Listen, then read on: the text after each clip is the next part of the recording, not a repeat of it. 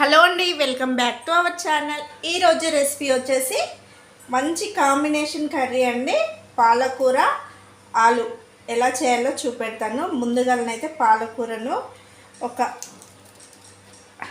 అర్ధపావు అంటే 2 కట్టలు అయితే తీసుకున్నాను. ఒక పావు కిలో వరకు ఆలుగడ్డలు తీసుకున్నాను. ముందుగా పాలకూరను అయితే కట్ చేసుకోవాలి. ఇది గడ్డి పోసలు గరక ఇట్లా ఏదన్నా ఉంటే చెత్త ఇట్లు ఉంటే తీసేసుకొని శుభ్రంగా కడుక్కొని కట్ చేసుకోవాలండి. దీన్ని కడిగే పెట్టాను ముందుగా.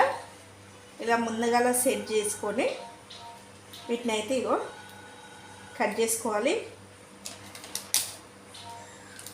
ఇలా కొంచెం ఈ తోకలు అనేవి కట్ చేసుకోవాలి. ఇలా మొండాలు కట్ చేసుకున్నాక ఇంకా వేర్లు ఉంటే డస్ట్ ఉంటే పోతుంది అన్నట్టు ఇలా చిన్న చిన్నగా కట్ చేసుకోవాలి.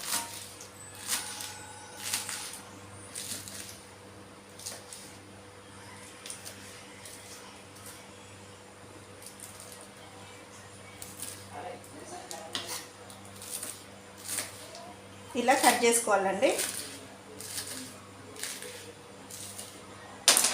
చూడండి, ఇలా కట్ చేసుకున్నాక వీటిని నీళ్ళల్లో వేసుకోవాలి.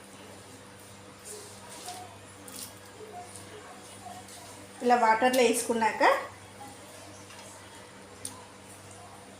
ఇప్పుడు ఆలుగడ్డను కూడా కట్ చేసుకుందాము.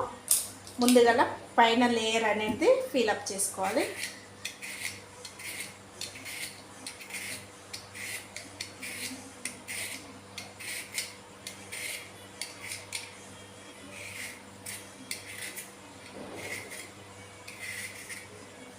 చూడండి, ఇలా ఫిలప్ చేసుకోవాలి నీట్గా.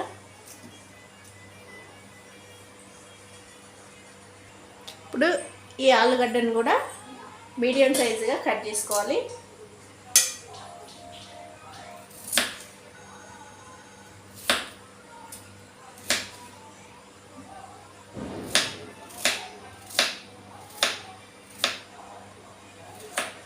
ఈ సైజులోనైతే కట్ చేసుకుంటున్నానండి.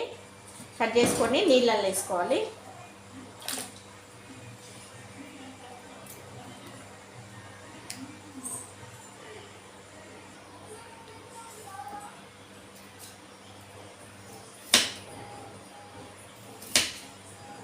చాక్ తోటి ఎప్పుడైనా జాగ్రత్తగా ఉండాలి.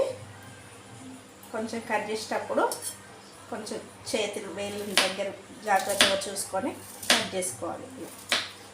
ఇలా కట్ చేసుకొని ఉప్పు నీళ్ళల్లో వేసుకోవాలండి. ఇందులో ఉప్పు వేయలేదు, ఉప్పు వేస్తాను. ఇందులో కొంచెం ఉప్పు వేసుకోవాలి.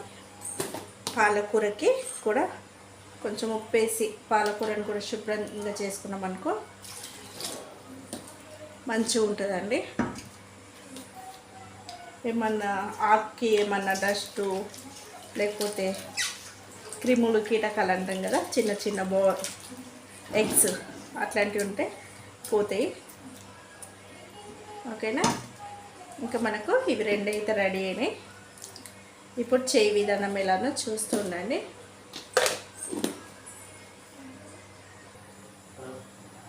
స్టవ్ వెలిగించుకోవాలి. ఇప్పుడు ఒక గిన్నె పెట్టుకోవాలి. గిన్నె వేడయ్యాక నూనె పోసుకుందామండి.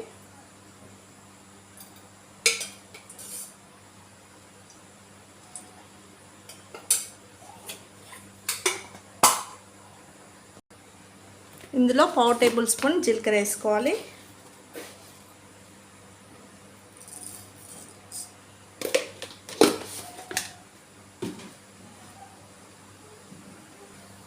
జీలకర్ర వేడయ్యాక ఉల్లిగడ్డలు పచ్చిమిరపకాయలు వేసుకోవాలి.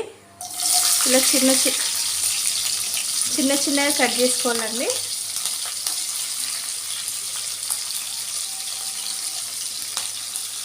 ఇవి ఇలా వేసుకున్నాక కలుపుకుందాము.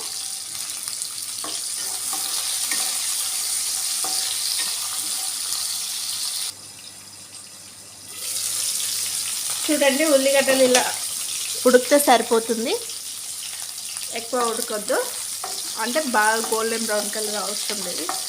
ఇలా మంచిగా నూనెలో ఉడికినాక ఇందులోకి ఆలుగడ్డలు వేసుకుందాము.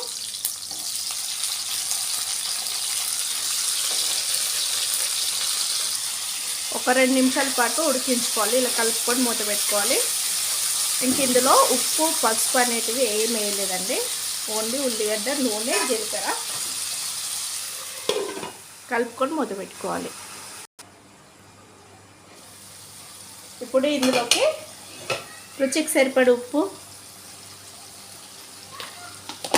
అలాగే పసుపు, కొంచెం అంత పసుపు, అల్లం వెల్లుల్లి పేస్ట్ వేసుకొని కలుపుకోవాలండి. అల్లం వెల్లుల్లి పేస్ట్ 1/2 టేబుల్ స్పూన్.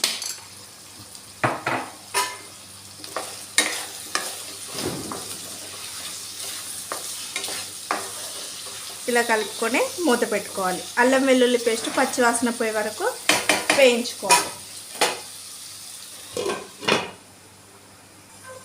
ఇప్పుడు మూత తీసుకొని కలుపుకోవాలి. ఆలుగడ్డను బాగా ఉడికించొద్దు.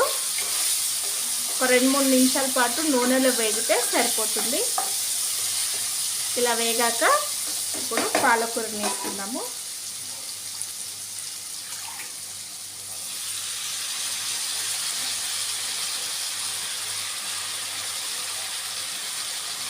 పాలకూర వేసుకొని దగ్గర పడే వరకు ఉడికించుకోవాలి. పాలకూరలో వాటర్ అనేవి ఎక్కువ ఉంటాయి కాబట్టి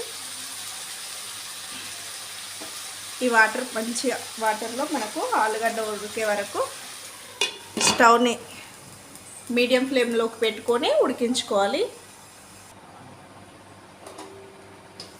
చూడండి, ఇలా ఆకుకూర మొత్తం దగ్గర పడే వరకు ఇలా మంచిగా నూనెలో ఉడికించుకోవాలి.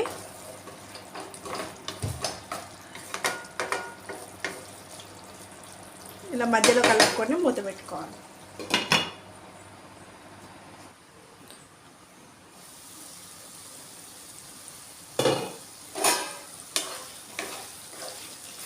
ఓకే అండి, పాలకూర కూడా బాగా ఉడికింది.